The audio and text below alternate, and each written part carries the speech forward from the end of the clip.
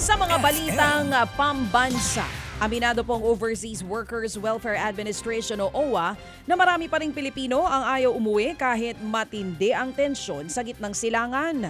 Ayon po sa OWA, mahigit 300 OFW lang ang nagpa-repatriate kamakailan kahit na itinaas na sa Alert Level 3 ang sitwasyon sa Israel at Iran. Ang paliwanag ng OWA, marami sa mga kababayan natin ang mas takot mawala ng trabaho kaysa maipit sa gulo. Nangangamba silang wala ng balikang trabaho kapag umuwi ng Pilipinas. Sa ngayon, naabot po sa 2 milyon ang mga Pilipino sa Middle East. Pero mahigit 200,000 sa kanila ay undocumented. Sa ibang balita, aminado naman po ang kampo ng mga biktima ng drug war na tila nabunutan po sila ng tinik ng almahan ng ICC prosecutors ang hiling na interim release ng dating Pangulong Rodrigo Duterte. Matatanda ang nakasaad sa request ng kampo ni Duterte na nakausap daw nila ang prosekusyon at hindi raw ito tututol sa paglaya ng dating Pangulo. Pero ayon kay ICC Assistant to Counsel Attorney Cristina Conti, malinaw na ngayon ng disinformation lamang ito ng kampo ni Duterte. Binalaan pa ni Conti ang ICC prosecutors na mag-ingat dahil pwedeng sila na raw ang direktang atakihin ang kampo ni Duterte. Kinontra naman ng prosekusyon ang argumento ng defense tungkol sa medical condition ng dating Pangulo.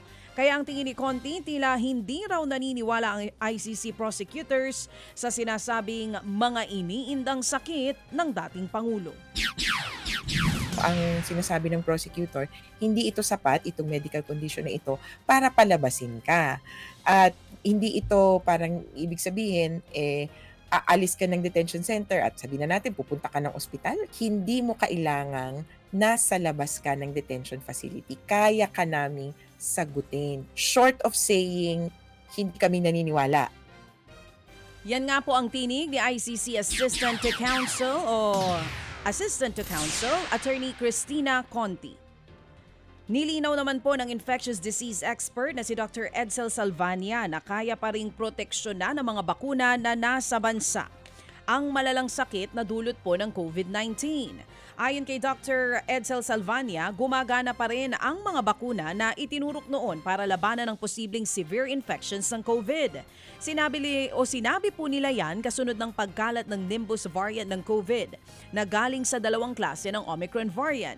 Sa ngayon, wala pang naitatalang kaso sa Pilipinas pero pinag-aaralan na raw ng DOH ang naturang klase ng COVID dahil isa sa epekto nito sa mga pasyente ang malalang sore throat.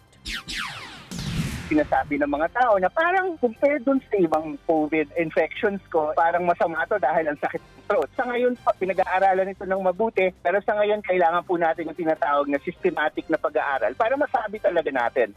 Dahil ang ibang COVID variant, meron rin namang sore throat.